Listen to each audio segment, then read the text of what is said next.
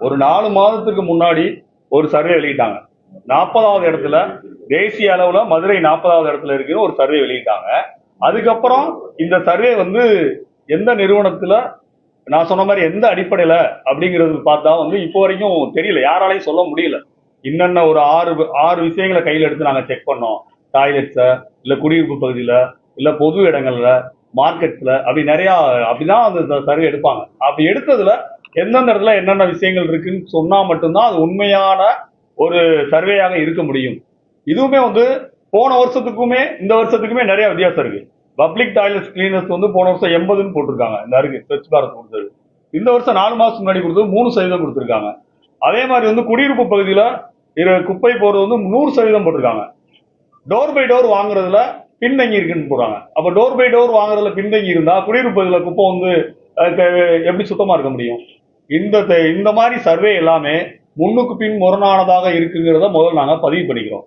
இந்த 10 சிட்டியை எந்த அடிப்படையில் எடுத்தாங்க, அதுல எப்படி மதுரை முதலிடமா வந்து முதல் நகரமா சொல்றாங்கன்னா, இது பேரு சர்வே அல்ல, இது வந்து திட்டமிட்டு மதுரை மாநகராட்சி மீது பரப்பப்படுகின்ற அவதூறு.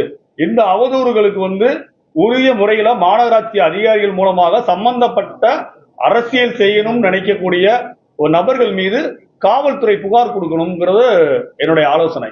அப்பதான் இது மாதிரியான அவதூறு கொடுக்கறதுல இருந்து கொஞ்சம் நிறுத்திக்குவாங்க. எது உண்மையா சொல்லணும், அதை விட்டுட்டு உண்மைக்கு புறம்பான விஷயத்த சொல்லி கீழ்த்தரமான அரசியல் லாபம் தேடுறதை நாங்க அனுமதிக்க மாட்டோம் அப்படிங்கிறத அதுல சொல்ல வேண்டியது. அசுத்தமான நகரம் 10 பேர் இருக்கா இல்லையா? அசுத்தமான நகரம் 10 பிளேஸ் நம்ம எப்படி சார் சொல்ல முடியும்? அவங்க அந்த நிறுவனத்தை உங்களுக்கு எதுவும் அபிஷியல் காப்பி இந்த மாதிரி எதுவும் வந்திருக்கா? இல்ல, எதுவுமே அபிஷியலா எங்களுக்கு எந்த என்ன பையங்க, ஒரு சர்வே எடுத்தா சம்பந்தப்பட்ட நிறுவனத்துக்கு தெரியாம, நிர்வாகத்துக்கு தெரியாம எப்படி சர்வே எடுக்க முடியும்? ஆனா அதுலயே ஃபர்ஸ்ட் முரண்பாடு இருக்கு. இந்த சர்வே எடுத்ததே வந்து பொய்ன்னு சொல்றோம். அது கிளியர். ஒரு சர்வே எடுத்தாங்க, அதை நாங்க பொய்ன்னு சொல்லல. இன்னும் கொஞ்சம் அட்வான்ஸ் ஆகணும். என்ன கேட்கணும், மதுரை நகரம் இன்னும் கூடுதலாக திடக்கல்வி மேலாண்மையில நம்ம இன்னும் அட்வான்ஸா போக வேண்டியது இருக்குங்கிறதுல மாற்று கருத்து இல்லை.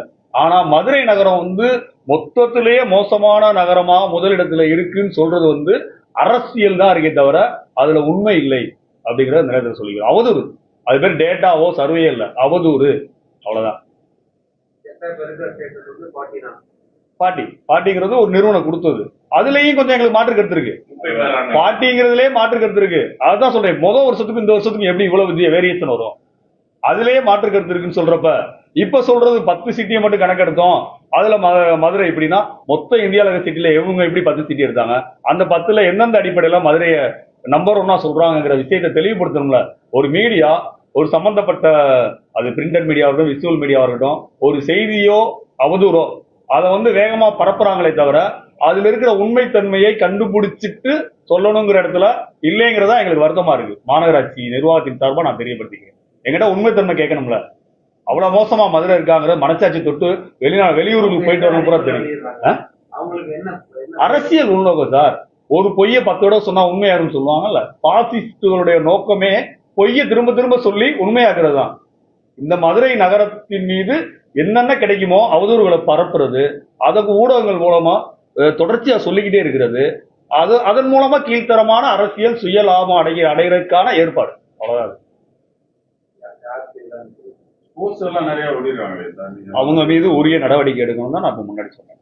உரிய நடவடிக்கை மாநகராட்சி நிர்வாகத்தின் மூலமாக புகார் கொடுக்கப்பட்டு எந்த அடிப்படையில நீங்க இந்த போஸ்டர் போட்டீங்க, எங்களுக்கு டேட்டா கொடுங்க, இல்லைன்னா அவங்க மேல வந்து அவதூறு வழக்கு பதிவு பண்ணுவோம். பதிவு பண்ணா மட்டும்தான் இது மாதிரி அவதூறு பரப்புறவங்களை நிறுத்த முடியும். இன்னைக்கு சோசியல் மீடியா இருக்கு, எல்லார் கையில இருக்கு.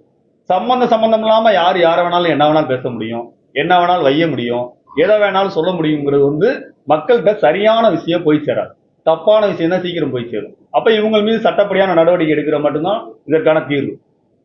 எவ்வளவு நல்ல விஷயம் இருக்கு, எதையாவது சொல்லியிருக்காங்களா? இது மாதிரி நினைச்சாங்க. தீபாவளி காலத்துல இன்னும் சொல்றேன், தீபாவளி காலத்துல அவ்வளவு குப்பைகள், ஒட்டுமொத்த மதுரையை சுற்றில இருக்க கிராமப்புற மக்கள் வந்து லட்சக்கணக்கான மக்கள் வந்து பொருட்கள் வாங்கிட்டு ஆயிரக்கணக்கான வியாபாரிகள் அங்க வியாபாரம் பார்க்கிற குப்பைய இதுவரைக்கும் இல்லாத அடிப்படையில தீபாவளி அன்னைக்கு வேலை பார்த்தாங்க. தீபாவளி அன்னைக்கு இந்த பணியாளர்கள் அன்னைக்கு ஒரு பண்டிகையும் கூட பார்க்காம ஒரு அர்ப்பணிப்பு உணர்வோட தீபாவளி அன்னைக்கு வேலை பார்த்தாங்க. மழையோட அடுத்த நாள் வேலை பார்த்தாங்க. நாங்க எல்லாரும் சேர்ந்து ஆணையாளர் உள்ளிட்ட ஒட்டுமொத்த மாநகராட்சி அதிகாரிகள் எல்லாரும் சேர்ந்து அந்த குப்பை அகற்றும் பணியை செஞ்சோம். உங்க எல்லாருக்கும் தெரியும், மதுரை நகரத்துல டிவி பாக்குறவங்க, பேப்பர் பாக்குறவங்க, மனச்சாட்சி தொட்டு சொன்னாங்கன்னா தெரியும், உடனே கூட அந்த குப்பையை அகற்றப்பட்டுச்சு.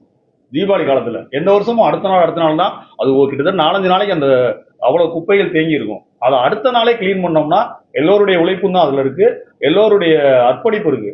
அதெல்லாம் டேமேஜ் பண்ற மாதிரி இப்படி ஒரு செய்தி அந்த இடத்துல வெளியிட்டிருக்காங்க. செய்திகளை உடனுக்குடன் தெரிந்து கொள்ள கீழ்கண்ட கேபிள் மற்றும் டிடிஹெச் நெட்வொர்க்குகளில் எம்நாடு செய்தி தொலைக்காட்சியை காணுங்கள். பாதகம் செய்பவரை கண்டால் நாம் பயம் கொள்ளலாகாது பாப்பா. மோதி மிதித்துவிடு பாப்பா, அவர் முகத்தில் உமிழ்ந்துவிடு பாப்பா. அண்மை செய்திகளை உடனுக்குடன் தெரிந்து கொள்ள இணைந்திருங்கள் எம்நாடு தொலைக்காட்சியுடன்.